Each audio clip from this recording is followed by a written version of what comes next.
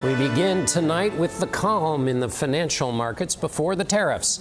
Whether that is a calm before a storm when the tariffs are announced in the Rose Garden on Wednesday, or whether there's some other kind of outcome is part of the uncertainty that consumers and CEOs now experience at regular intervals.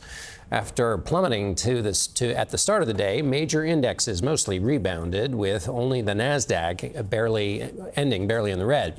Money Watch correspondent Kelly O'Grady is with me now and has been for a long time as we chart the ups and downs here. So, Kelly, what are we expecting on Wednesday?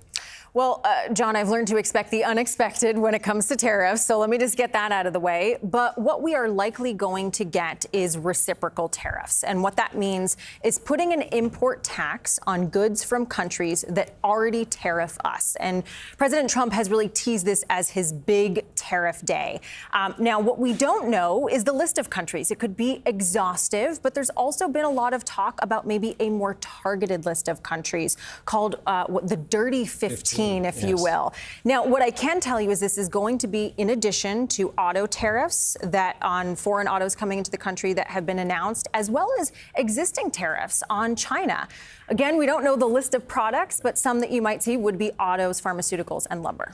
Consumers will know might this affect them, given what we know already about those tariffs you already mentioned that exist? So it could be higher prices. And in fact, Goldman Sachs had a report this weekend, and I think we have a chart, we can pull it up, but it showed where inflation could go. So on the bottom of this chart, there's a line that is the prediction for the inflation rate without tariffs, and that gets to the Fed's 2% target a lot quicker. That blue line is the prediction for inflation with tariffs. It gets up to 3.5%, and then it holds there for about a year. And so you ask what it means for consumers, higher prices. And when prices are higher for longer, what does that mean? Higher interest rates. That's right. And the prices go up because the tax paid by the company gets passed on to consumers. Exactly. That's why. What does this mean for the economy if the bad line is higher?